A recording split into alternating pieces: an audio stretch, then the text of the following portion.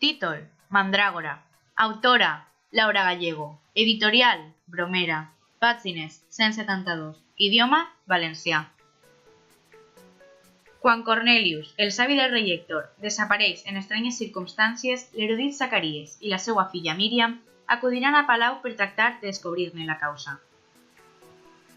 Pel camí, Míriam descobrirà un secret sobre la seva verdadera identitat, que li farà preguntar-se quin és el seu lloc al món. Sumant això, el descobriment d'una oscura trama per enderrocar el rei, la nostra protagonista es perdrà entre misteris, amor, decepcions i fenòmens que mai no havia imaginat. Opinió personal. La història és interessant, entretinguda i t'enganxa des de les primeres pàgines. Està escrita amb un vocabulari senzill i expressat de forma clara, per tant, es llig amb rapidesa i es comprèn amb facilitat.